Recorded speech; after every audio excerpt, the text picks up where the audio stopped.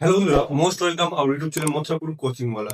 তোমাদের জন্য এসেছি আজকে এই অঙ্কটাকে আমরা করবো অপশন ট্রায়ালের মাধ্যমে। চলো সেই ট্রিকটা তোমাদের কাছে শেখাচ্ছি। দেখবে কি আছে, 400 500 এর মধ্যবর্তী 12 16 24 দ্বারা বিভাজ্য সংখ্যাটি নির্ণয় করো। অপশন দেওয়া আছে। এবার ফার্স্ট কাজ হচ্ছে আমাদেরকে এই যে দেওয়া আছে না 12 16 আর 24 থেকে ভেঙে নিবো আমরা।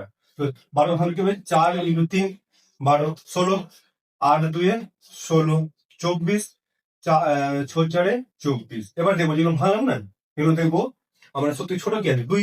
তো 2 দিয়ে দেখবো অপশন কোনটাকে আমরা এলিমিনেট করতে পারছি। ঠিক আছে, দেখবো 2 দ্বারা ভাগ করে নিয়ম কি আছে, শেষে ওই জোড় সংখ্যা থাকবে বা জিরো থাকবে, তাহলে 2 দ্বারা বিভাগ যদি যায় তাহলে দেখবে এটা অটোমেটিক বাদ হয়ে যাচ্ছে। কিন্তু 5 বিজোড় সংখ্যাতে যাচ্ছে না 2 দ্বারা ভাগ, আর সবটাই লাস্টে কি জিরো আছে, 2 দ্বারা ভাগ যাচ্ছে, তার মানে প্রথম অপশনকে এলিমিনেট করে দিলাম।